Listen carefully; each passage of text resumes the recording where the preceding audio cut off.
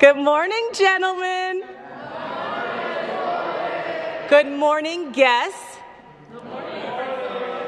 Good morning, Mayor Bowser and Dr. Williams. Welcome, welcome, welcome, welcome to Jefferson Academy.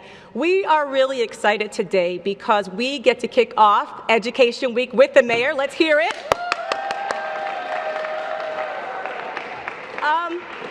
More importantly, we have the privilege of sharing some really important news with our boys. We know that the district is doing so much to empower boys of color, and we have a really outstanding group of young men at this school who are super committed to doing wonderful things in their life, and most importantly, to going on to great and amazing high schools and colleges. So today we have the good fortune of hearing from Mayor Bowser and Dr. Williams more about the district's initiatives in the area of improving education for all boys of color and all men, young men in the city. We really are thankful for that, and I just wanted to give a special thanks, Mayor Bowser, because you have been such a strong supporter of Jefferson and of middle schools, and we have grown so much in terms of our middle school initiatives, our extracurricular activities, our international program. And in fact, we have some children in this room who will be going to Ecuador over spring break because of you. Y'all can cheer for that. I said Ecuador. And without further ado, let's hear from the important people in the room. Mayor Bowser, please come to the floor. Thank you. Well, good afternoon, gentlemen. I'm very happy to see you, very happy to be at your school, and always happy to be with Principal Gordon. I can't tell you how lucky you are to have a school leader like Principal Gordon who is focused on your education, not just here at Jefferson, but what you're going to do next. And we're going to be talking a little bit about that this afternoon.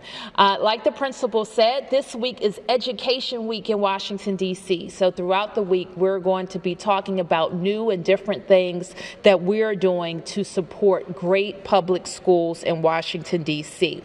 Last year, we talked about a very special school. And today, I will be introducing the principal of that school and talking to you a little bit more about the Empowering Males of Color High School. And that high school is going to be opening this fall. And you boys are probably right now with your families trying to figure out where you're going to go to high school next year. So you have a special opportunity to talk to Dr. Williams, ask him any questions that you have, go home and talk to your parents to see if this is going to be the school for you. I think you know my job as mayor is to make sure that no matter what neighborhood that you live in, no matter what your background or what your interests are at school, that you have great opportunities right here.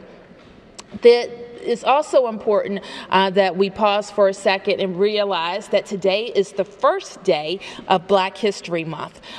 So every day this month, I know you'll be with your families and here at school, recognizing the very important contributions of African Americans to our city and to our country as we celebrate Black History Month. And so I always end with a challenge when I talk to you. Know this, that our city does not improve, it does not grow, it is not even worth the effort if we're not doing things that are focused on you being able to have great lives right here. So getting a great education, going on to college and career, and getting good paying jobs that will allow you to buy a home and raise your families right here. And sometimes we have this kind of an uphill battle, right? And I always challenge our boys, especially, to kind of have this idea in your mind that you're going to prove everybody wrong. The naysayers, the people who think you can't make it, because there's more of us. I promise you that know you can make it and know that you have the skills that it takes to raise your families right here in Washington. So plow ahead, fully commit yourself, challenge yourselves. Don't take the easy road. And as you go on to high school, and the principals will tell you, you get to start to make choices about classes, about friends, about if you're going to be on time, if you're going to do your homework, if you're going to speak up. And now is the time to make those good choices. Think about not only finishing high school, but think about college and graduate school. Think about if you want to start a business and what that business would look like. Plot your own pathway to the middle class. So all of us who are, working for the city, at some point we won't be, and we'll be looking for future leaders. And I'm sure that those future leaders are right here in this room. The My School DC Common Lottery, your folks will know a lot about that, is a single random lottery that determines placements for new students at all of our schools.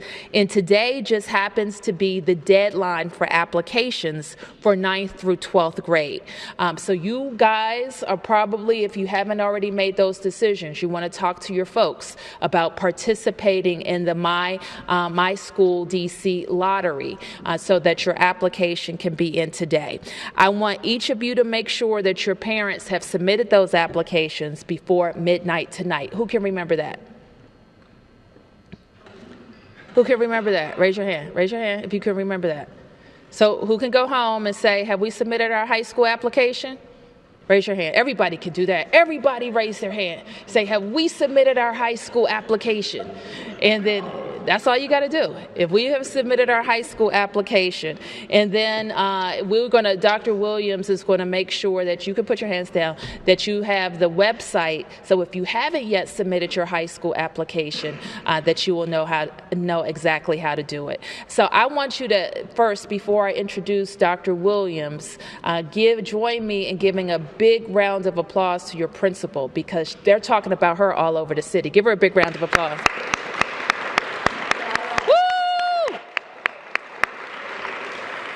Now, let me introduce Principal Williams, who's going to tell you a little bit about himself and talk to you a little bit more about the school that will be open to all boys in Washington, D.C. Dr. Williams.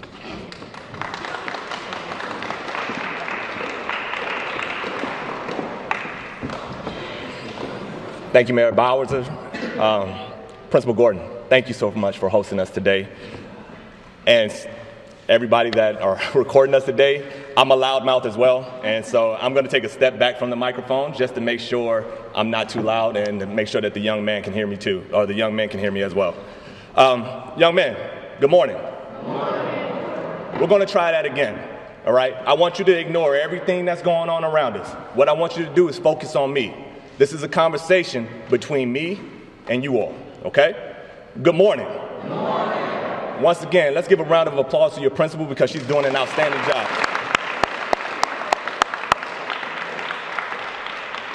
As the mayor mentioned, I'm here to talk about a new school that DC Public Schools is opening in the year 2016, this August in 2016. But first, I have a question for you. I like to start these conversations off the same way. When you look at me, again, let's ignore the fact that there's so many other people in the room. Let's act like it's just us. When you look at me, besides the bald head that's very shiny right now, probably because of the lights, freshly done this morning, what do you see? I'm going to take a step to the right. What do you see? Raise your hand, young man. I'm not going to get offended. A nice suit. Somebody's headed to a job. Successful. Come on, young man, what else? No answer is a bad answer. So some of you may be thinking, and we'll talk again, we'll speak even deeper when people leave. Some of you may be thinking, a CEO, a businessman, a downtown suit. I've heard a narco before, a cop, whatever it might be. But I want to tell you a story, young man. I'm going to tell you about my beginnings. I'm the son of a prostitute.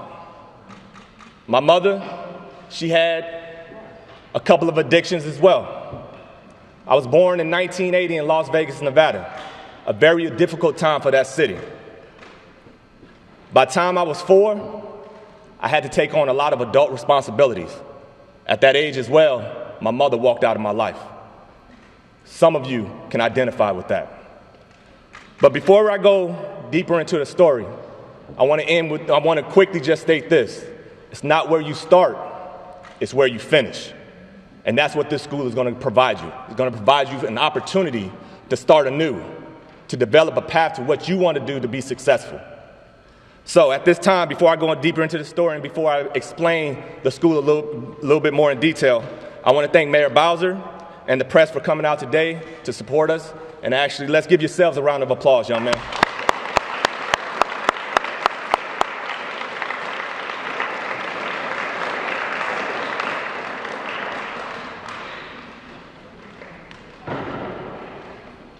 I'm going to step away from the mic now because we're going to have a more intimate conversation.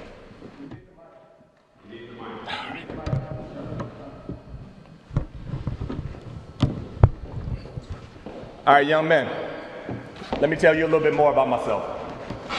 And please, can we have this off the record? Yes. Go. Thank you. Young men. We need the mic. So let's take this again. I'm the son of a prostitute. My mother was a drug addict. Not only just ate drugs, she wasn't a weed addict. My mother was a crack addict. My mother was a heroin addict. And eventually a cocaine addict. Now think about this, young man. I'm born in 1980 in Las Vegas, Nevada. How many of you know where Las Vegas, Nevada is?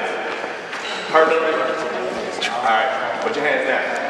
Las Vegas, Nevada at that time was controlled by 3 entities: the East Coast Mob, MS-13, and Bloods and Crips. Now my mom was a teenager when she had me, but I was her second child. By the time she was 19, she had 3 children. By the time she was 22, she had 4 children. And somebody took advantage of her mentally when she was younger, brought her out to Las Vegas and started pimping. She didn't have a choice in the matter. They drugged her up. They got her into a situation where she no longer had control. And as I stated a little earlier, by age 3, I was taking on no responsibility. My mother, again, was a drug addict, had a baby after the practice. That baby become a crack baby. All right? My mother oftentimes is coming into the house. She has needles in her arm, laying on the floor. She's strung out. A 3-year-old trying to carry a grown woman to the couch, trying to take care of a little baby, and still trying to take care of myself. As I said a little earlier, at the age of 4, me and my mom, she's trying to get better. She started to take a little bit more control of her life. I'll never forget this date, October 17th, 1984. I'll never forget what my mother looked like. She was about as tall as Principal Gordon. Beautiful woman. She walks out the door. I'll run after her. I'm like, Mom, where are you going? She told me one thing that stuck in my heart for the rest of my life. Ben, always take care of your brother. No matter what, always take care of your brother. That was the last time I saw my mom. So now, for the next couple of days, it's me and my little brother in this hotel room. I'm trying to figure out how to take care of us. We run out of food, we run out of diapers. I'm outside in the trash cans trying to find food. I'm scavenging. I did whatever it took. And finally, I get locked out of our motel room, and the maid finds us. It's like, what's going on? And then we become a ward of the state. How many of you know what that means? Some of you may know, some of you may know some people who are in it right now, who had an experience with it.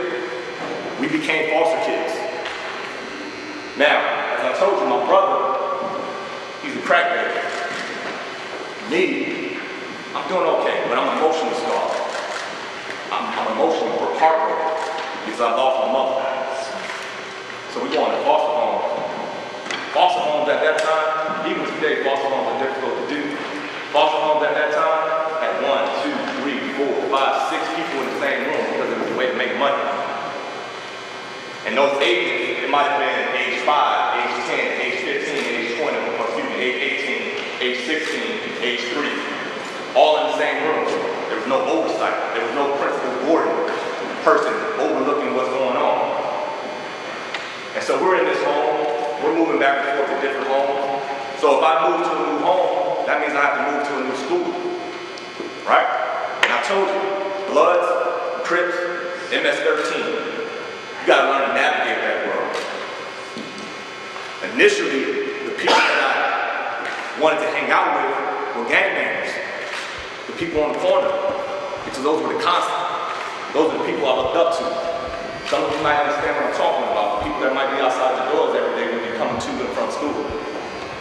So those people had an impact on me, but I would always move to a different neighborhood so it wasn't the same people.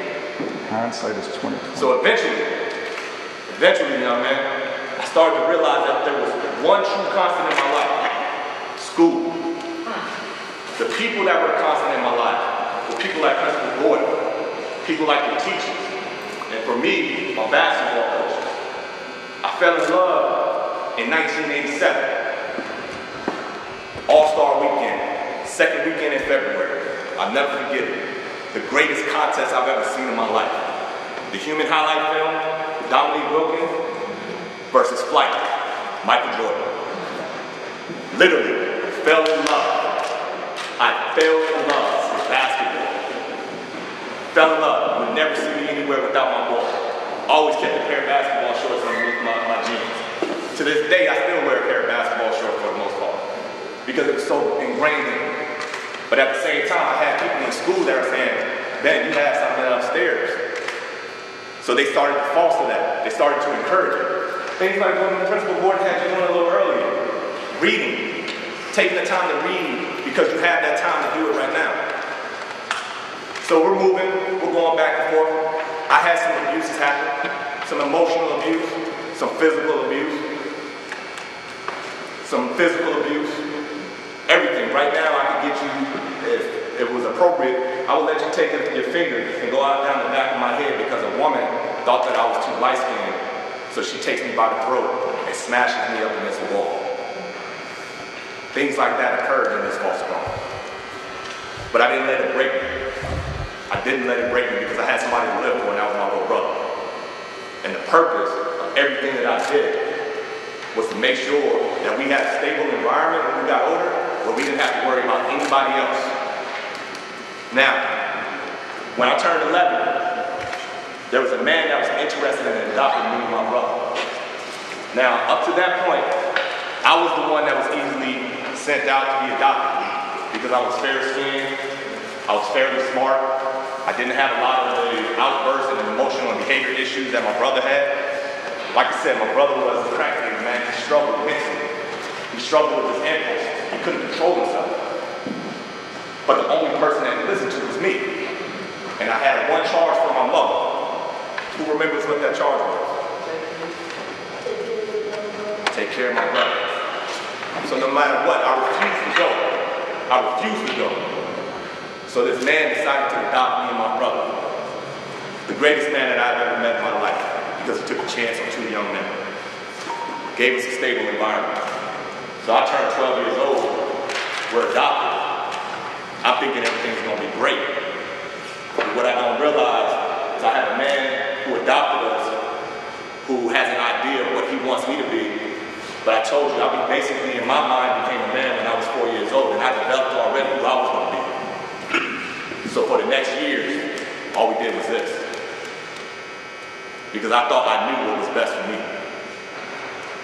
So, had already been through about 10 different schools up to my first middle school.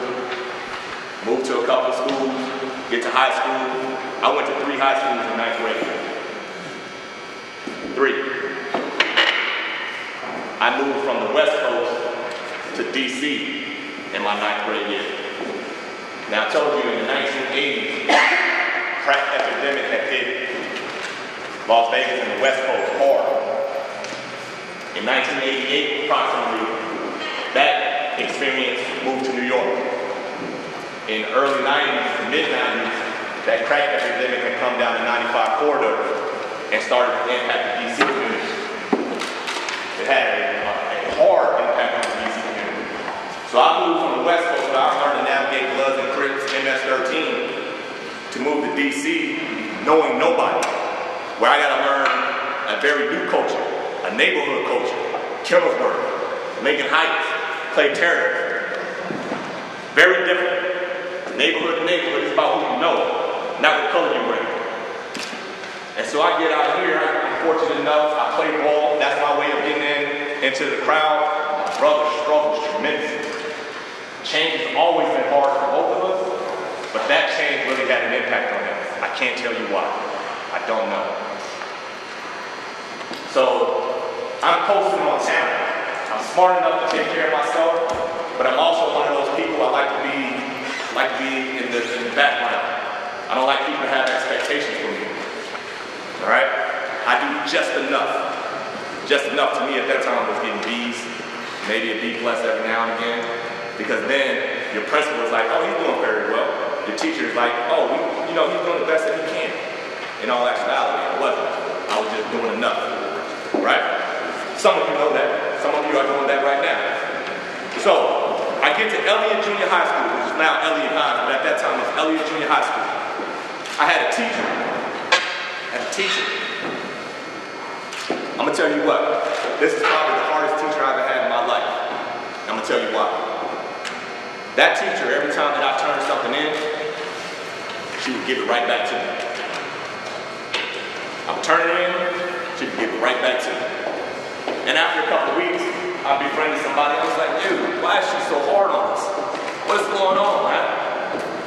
And I finally went up to her after about 2 or 3 weeks. I said, why are you so hard on me? She said, I don't accept mediocre work. I said, what? All the work is done. I'm getting a B. That's enough. She said, no. You have talent, but talent is nothing without hard work. That changed the trajectory of my life, young man. Literally changed the trajectory. Because in my mind, the only way out was entertainment. My only way out was playing ball. I gave 8 hours a day to playing basketball. Literally 8 hours a day. So schoolwork, I gave 35, 40 minutes because I could get it done like that. She helped me realize, put in the time on both. Because the lasting work is going to be your schoolwork. That's going to last you for the next 45, 50 years of your life. You only have a time frame of basketball up until about 30. Trust me, she was right. My left knee right now at the age of 36 is no good. I still can't play the way that I used to. You know what I'm saying? Some of you right now, the mentality is like, yo, but I want to be a star. We're not telling you not to push for the stars in basketball, but you have to have something to fall back on for the next 30 years of your life after your body starts to reject it. We'll get to questions in a few minutes. All right? So, I get to high school. Again, I went to my 3rd high school. I went to Newport News to be with my aunt. Pretty cool. My aunt and my uncle. My uncle is a man's man. My uncle was 6'5", 280. Played football back in the day. A country hand. Just a manly man, right? Taught me, started to develop some of those skills about how to be a man. And I never had somebody like that in my life. But I kind of rejected and pushed back too because I wasn't very comfortable with like emotions and feelings. He and his wife always wanted to give me hugs and handshakes and touching me. I'm like, well, what is this? Because in the past, people that did that had an agenda. They were going to try to do something to me later on down the road. You know what I'm saying? And that reminded me, that took me back. So high school was great, man. I'm looking at myself, I'm like, yo, I'm going to get me and my brother out of here. We're about to get done, man. We're about to have it. So I go on to college, went to the University of Virginia. I had opportunities to play basketball in smaller schools, but I had my mindset of wanting to play basketball at the highest ACC conference in the nation, the Atlantic Coast Conference. That's what I wanted to do. I was adamant about making that team. I was going to make the team. But, again, that clash of heads with me and my dad, we had a falling out. I had to work through school. I had to give like 55, 60 hours of working. I tried out for the basketball team. Had an opportunity to go on and continue playing, but coach came to me and said, you got to give up one or the other. You either got to stop playing ball or you got to stop working. I was a student first, athlete second, which meant it was an easy choice. I accomplished my athletic dream. I knew that I could play with those guys. But I had to make sure, one, I continued and graduated from college because I had a little brother to take care of. In my eyes, that was my son. I had to make sure that he was successful. I needed to get him out of the situation that he was in. He had gotten into group homes. is to keep struggling.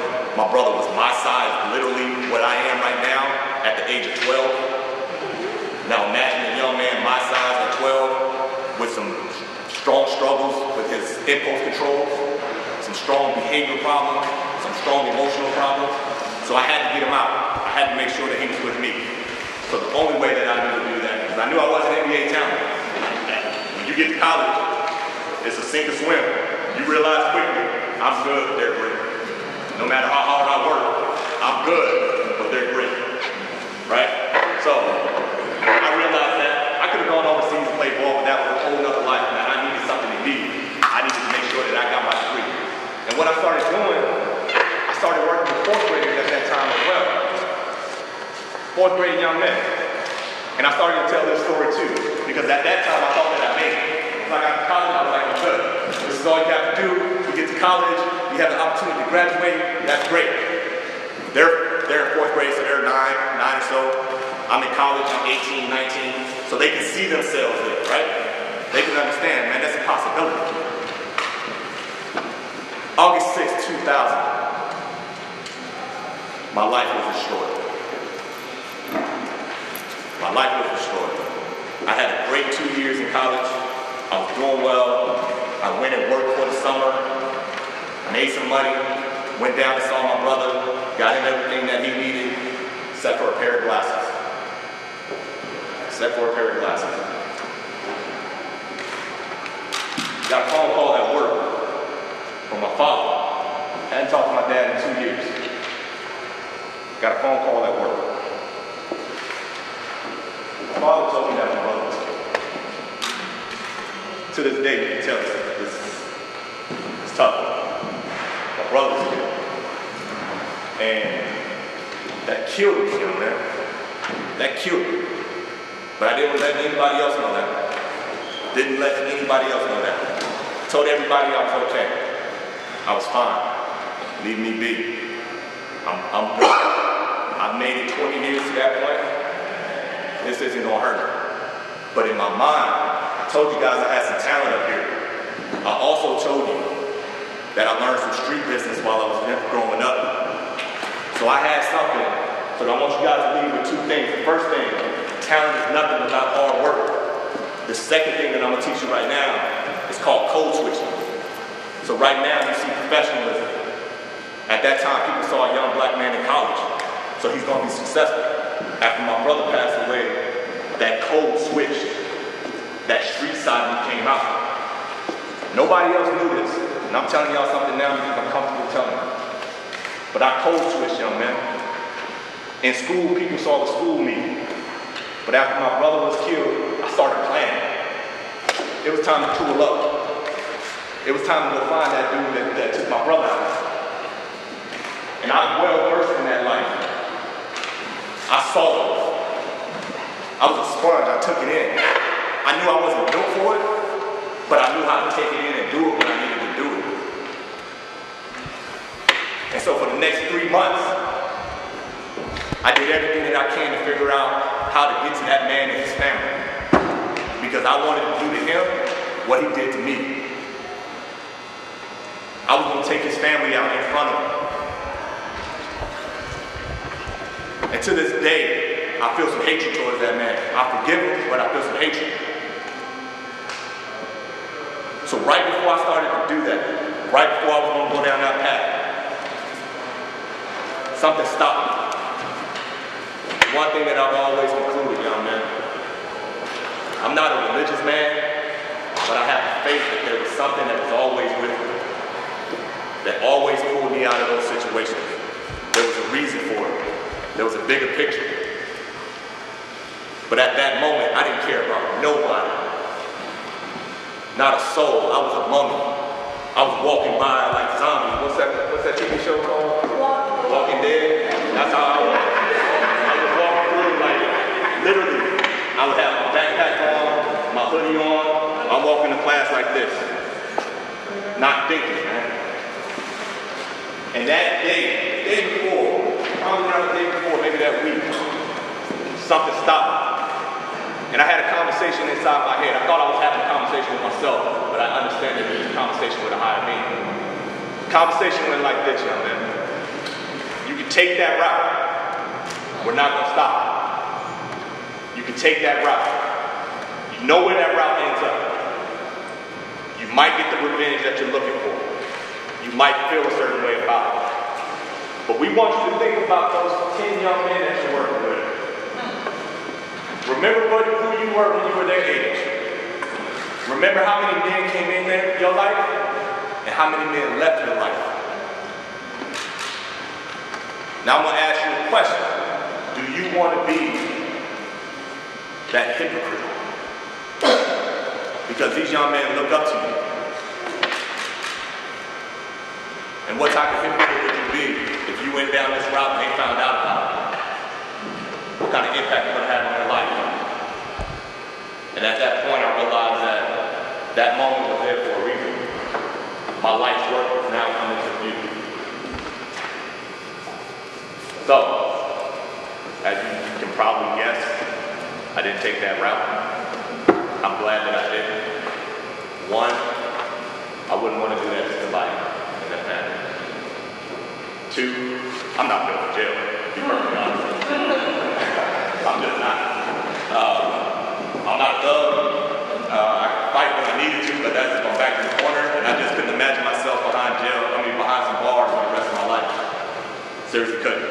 So I'm grateful for that conversation. All right. So I graduate college. I realized that my life's mission is something different than I thought it was going to be. I start teaching high school, working with young people like my brother. I have a great time with it. I understand that, you have an impact, man. Like 125, 150 kids that come into your classroom every school year, they're learning something from you. It's a rewarding experience. But at that time, I was like, my aunt has a doctorate. My dad is a medical doctor. And my aunt has been an assistant superintendent for 30 years. And I said, man, how great would it be? What kind of story could I tell? Oh yeah, I graduated. I made it out. But what kind of story can I tell if I started here and finished with a doctorate? Man, that would be a powerful statement. I would be a percentage of a percentage. Because the expectation was that I would go to jail. Statistically, I would have been dead or in jail based off of where I started. Now, how great would it be to come in front of young men like yourselves and say, I made it to this position. And at that time, as well, I started researching single gender education. I started researching about why young men are not represented in our AP courses. Why is there such an achievement gap? That was my focus. That was my dissertation. And then I get to the point, young man, I realized, you know what? My last goal in life is going to be to open up all boys school. Last goal, I'm thinking when I'm 60, 65 years old, I can be a Kennedy, like down in Harlem, open this beautiful school for young men and do all this great work. I moved back to DC, my dad is here, I reconciled that relationship. I ended up at School Without Walls at Francis Stevens. I was associate principal over there for 2 years. This is one of the parents here. Had a great time. Started a mission.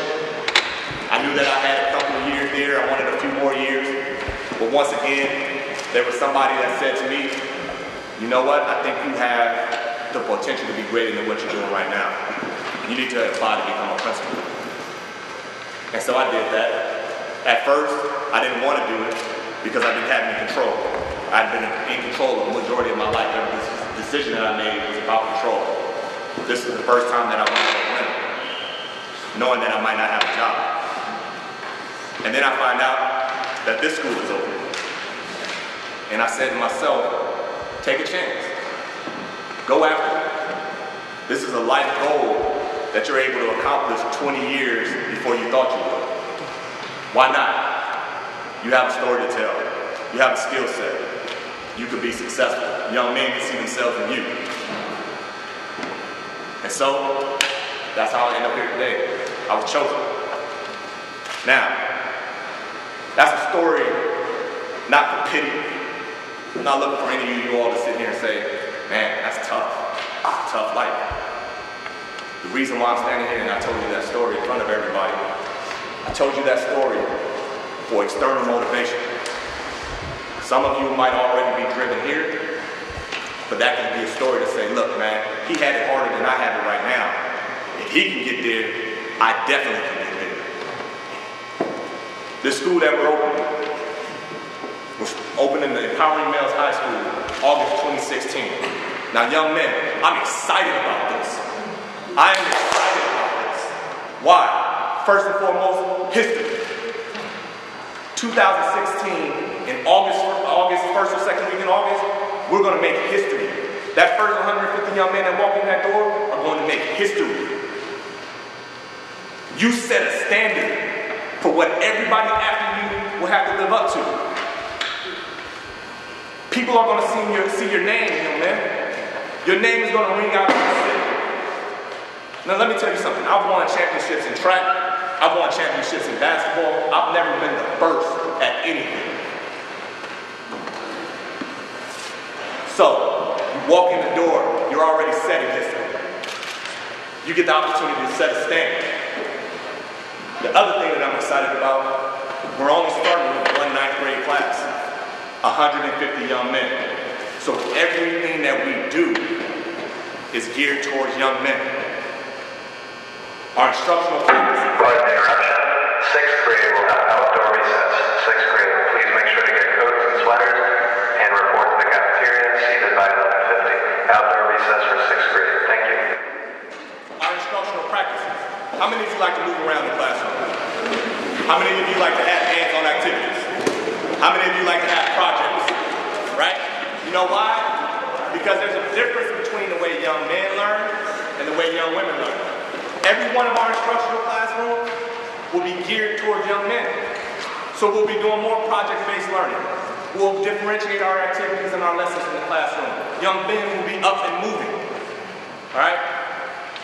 Secondly, our social emotional learning piece will be geared toward young men. My goal, when you walk in that door in 2016, you walk in as young men, but when you lead as men with a skill set to navigate any part of this world that you want to. I don't want everybody to go to college because that's not the path for everybody. But I want you to be built and ready to take on whatever the world throws at you, whatever your next step is. And that leads to the third piece. Because it's only 150 young men, our whole staff will get to know each and every one of you intimately. We are going to sit down with you individually, with your parents, and create a plan based off of what you're interested in, about where you want to end up. Now, part of that is that you're still going to have to participate in our program. We're going to be a college prep school with a goal that 100% of you are accepted to college. Like I said, not everybody's going to go to college. Also, I want to make sure that you have the skills not only to get to college, but to graduate college, young man. It's not about just getting there. All right? We're going to be a pre-AP, AP-focused school. Now, I know some of you listen to hear that and say, man, that's tough, that's hard. Listen, I'm going to set the expectations at the start. If you got to rest on the moon to get there, go ahead and do that. We're going to pick you up and keep shoving you along. All right? Young man came to me and asked me a little earlier about activities and sports. We're going to have every sport that every other comprehensive high school has, with the exception of football the first year. We'll do flag football, or we'll allow you to go to other schools and play football. All right? But every other sport. But also, we're making sure that you're lifelong learners academically, but you got to be a lifelong learner with your health as well. And so we're going to have some non-traditional sports as well. Those non-traditional sports, fencing, rowing, swimming, activities that you can do for the rest of your life. All right? Because like I said, I played basketball for 8 hours every day for 10 years. Guess what? I'm in my late 30s right now, or mid-30s, whatever you want to call it, and I have to spend 10 minutes stretching. I have to get some icy hot to put on my hamstrings. I had to have 2 or 3 different knee pads on, and I used to laugh at people that used to come out there looking like that. Now I understand why. But something like swimming, something like tennis. Gentlemen, you can do that for the rest of your life. All right? Let me ask you a question. And I want everybody to raise their hand. Like I said, this is a conversation between us. How many of you live near a liquor store or walk past a liquor store? Let me ask you a question as well, hands down. Of the gentlemen in this room that know a liquor store, how many of you have seen the men out there hanging on the corner next to that liquor store all day, every day? All right, hands down. Back in my day, we called them gentlemen unks. We like, yo, you see Unc on the corner last night, or Unc and them, you know, whatever. So the Unc's on the corner. Next 4 years of your life, gentlemen, it's business. You know why I say it's business? Because I can tell you this through experience, and if you don't believe me, go ask those Uncs. Those next 4 years of your life is business because it's going to determine the next 45 years of your life. And if you think life is short, as people say, try struggling every day. Trying to make $1 to $1. Life is no longer going to be short. And I did this when I was your age. Go ask the uncles. And they're going to tell you, man, I messed around in high school, man. I did this in high school. Or I did this. All right? Now, also, I was in your position at one time. That's my boy Greg Jackson. Greg Jackson's in this position at one time, and every gentleman in here was here at one point in their life. I was in 8th grade. I was actually in 9th grade over at Elliott Junior High School. I had Gonzaga come in and have a conversation with me. I had DeMatha come in and have a conversation with me. And first thing that came to my mind, I'm not going to all boys school, man. Ain't gonna be no girls. How many of you were thinking that? Be real.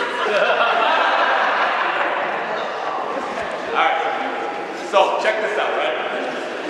Check this out. First and foremost, like I said, next 4 years of your life is business, okay?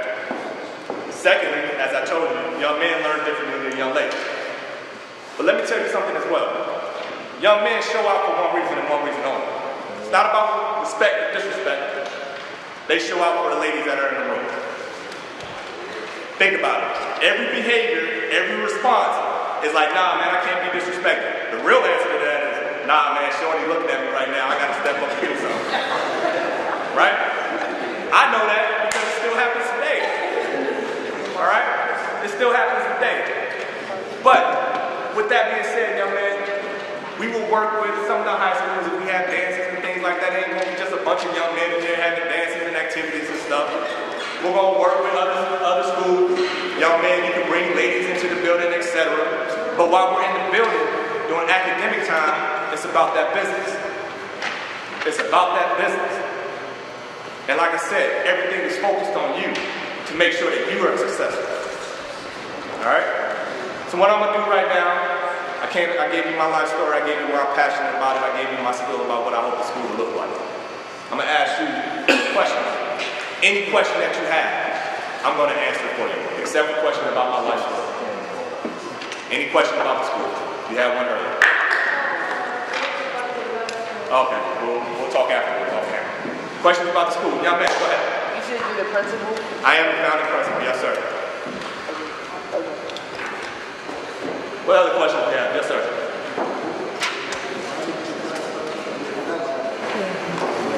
When did I decide to find it? Or found it? Or find it? Or start the school? Muriel Bowser is one of the people who initiated this, right? She and Chancellor Henderson probably sat down and had a conversation. But they realized statistically that young men of color were struggling in this city. And we had to reach out and do something different. To offer something different. All right? Yes, sir. What kind of difficulties did you have? What kind of difficulties did I have to open the school? Difficulties that we had opening the school. That's a good question. All right? It's difficult to open a public school that only caters to one gender. Right? That is one hurdle that Mayor Bowser and Chancellor Henderson had to work on. But what we realized is that we can get by that in some way, shape, or form or fashion. They've done a great job of that. Right? And also started a program from the ground up. We're starting brand new. there's a lot of planning right now, young man. There's a lot of sleepless nights for me because I'm steadily thinking about how do we start this. Great question. Great question. How many of you know where the Dean Wood Community Center is? All right. You know the school that's right behind it? We just started the remodeling process on that. It's going to be a brand new building when you walk in. All right. So that's where we will be, the old Ron Brown campus. Young man has a hand up.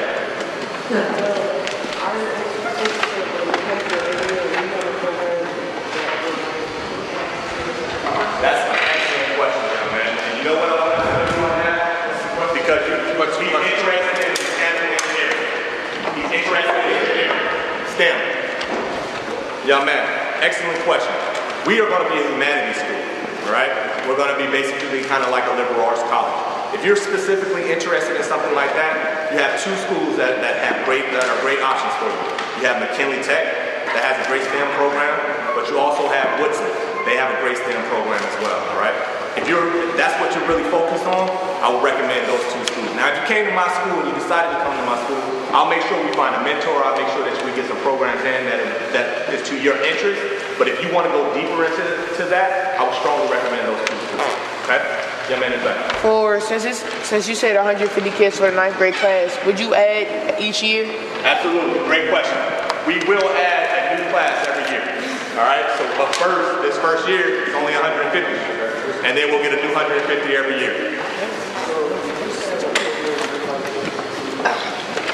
Right now, a lot of the application schools in the city have a higher female ratio to young man ratio. So we don't have schools that are specific for females yet. I can only focus on this school, and that's what we're going to be opening in August, all right? Great question. Say that again. Why did I pick an all-boys school? One, as you already, what you heard, it's a struggle. It's a struggle being a young man. It doesn't matter the demographic that you come from. You can be come from a two-parent household whose family's making $1 million each.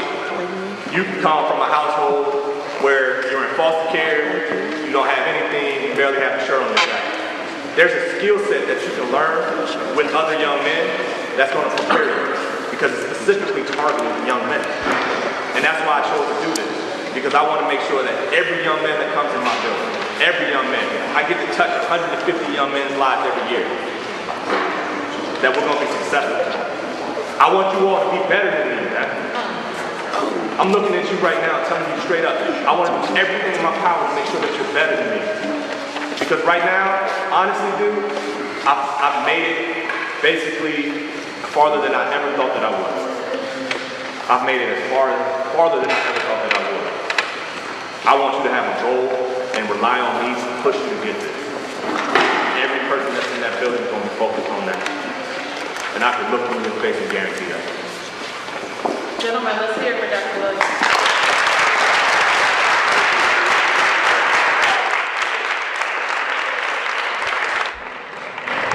So you know what I heard? Number one, who wants to make history? You have a history-making opportunity. Number two, I learned that boys and girls learn differently, and this school will be focused on how boys learn. Number three, I learned with 150 of you each year, you're going to have so much specialized attention that Dr. Williams is going to say, how about that homework? And what's next? And what I also learned is that you all ask very good questions, you're very attentive, and you are going to really show us something, whether it's at this school or the next school, and we have very, very high expectations for you. We are, in this history-making opportunity, really going to demonstrate how committed we can be to changing the trajectory for boys. You may not know this, Doc, but I went to an all-girls school. And then I went to an all-girls college. And it's true that we learn differently. And not only will you be able to focus on your studies, but you'll have a great opportunity for leadership and to learn how to be men. And I think that the principal's story is very inspiring. And the last thing that I hope that you've taken away from this is that we all come from different backgrounds. And it doesn't matter where you start. It matters how you finish, and we're looking forward to working with you all. So you guys got to get back to class. And me and the principals, we're going to go out in the hall and talk to our friends from the news media. God bless you, boys.